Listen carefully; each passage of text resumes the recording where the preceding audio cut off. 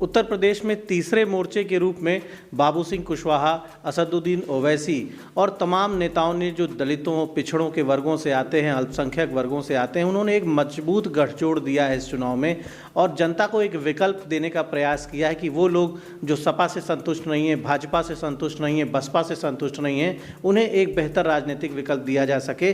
कुशवाहा साहब, ये जो विकल्प आपने देने का प्रयास किया है, जिस तरह से समाज के सभी वर्गों के नेता इसमें हैं, प्रभावशाली लोग हैं, जनता से कैसा समर्थन मिल रहा है? मिश्रा जी, हम लोगों ने देखा कि लोग बीजेपी से भी बहुत परेशान हैं, समाजवादी से उससे ज़्यादा परेशान हैं।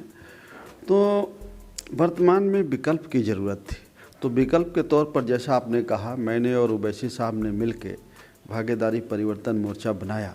उसमें हमारे साथ रामकरण कश्यप जी हैं, केवट रामधनी बिंद जी हैं, कमलेश चौहान जी हैं, एक रिटायर्ड डीजी हैं पुलिस के, हिमाचल कैडर के पृथ्वीराज सिंह जी, उनकी अपनी जनता पार्टी है, और बहुत सारे सामाजिक संगठनों ने हमें सहयोग किया है, समर्थन किया है।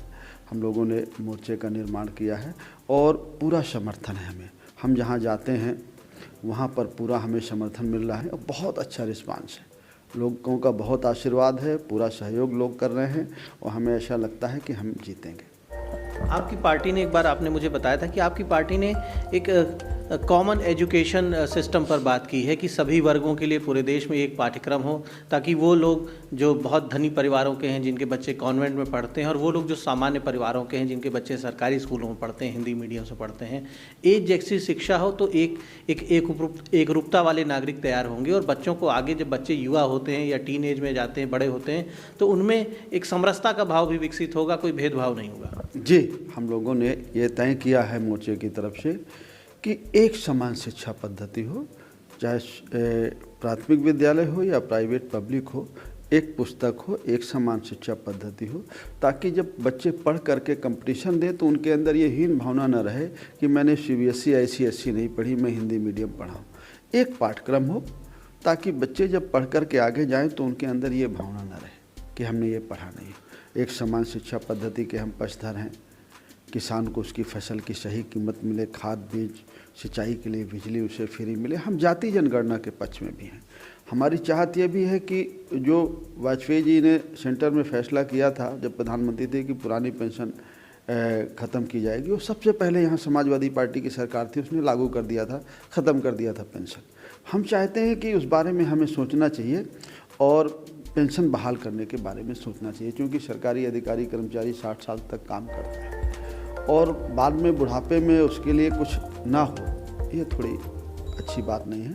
तो इसके बारे में भी हम विचार कर रहे हैं। कुशवाहा साहब, आज पूरी मीडिया में एक बयान छाया हुआ है पंजाब के मुख्यमंत्री चन्नी साहब का, और उन्होंने एक विवादित बयान देते हुए कह दिया है कि उत्तर प्रदेश और बिहार के लोगों को पंजाब में घुसने न दें। पंजाब के लोगों से आह्वान किया है कि उत्तर प्रदेश और बिहार के भैये लोग हैं, उन्हें घुसने न दें पंजाब में। और प्रियंका गांधी उनके बगल में खड़े होकर उस बयान पर तालियां बजा रही हैं। वो वीडियोस भी वायरल हुए हैं, मीडिया में आ रहे हैं। तो ये किस तरह की मानसिकता है? भारत एक लोकतंत्र है और हम पूरे देश को एकजुट रखने की बात करते हैं। दूसरी तरफ मुख्यमंत्री पद पर बैठे हुए लोग कहते हैं कि एक प्रांत के लोग दूसरे प्रांत में न घुसें।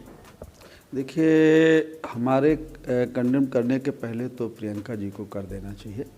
चन्नी साहब ने जो कहा उसकी हम भर्त्सना करते हैं, निंदा करते हैं। हमारे देश में पूरा एक देश है, सबका देश है और सबका मुल्क है, ऐसी बातें नहीं करनी चाहिए, ये गलत बात है। तो कुशवाहा साहब ने मजबूत तैयारी की है और जो एक परिवर्तन मोर्चा है, वो परिवर्तन मोर्चा कई बड़े नेता उसमें शामिल हैं। वो एक तीसरे मोर्चे का विकल्प दे रहा है उत्तर प्रदेश की जनता को, जो लोग अन्य दलों से संतुष्ट नहीं हैं और वाकई में एक सामाजिक उत्थान की ओर देख रहे हैं, भागीदारी की ओर देख रहे हैं, बेहतर शिक्षा व्यवस्था की ओर देख रहे हैं। किसानों के लिए भी आपने अपनी बात कही है, कर्मचारियों को पुरानी पेंशन देने की बात कही है। तो वो सारे मुद्दे जो उत्तर प्रदेश के बड़े मुद्दे हैं, उन मुद्दों को कवर किया है और लोगों से आह्वान कर रहे हैं कि इस तीसरे मोर्चे को एक बार उत्तर प्रदेश में मौका दें, जिससे एक बेहतर सरकार, उत्तर प्रदेश में बेहतर राजनीतिक विकल्प दिया जा सके। द इंडियन ओपिनियन के लिए लखनऊ से दीपक मिश्रा।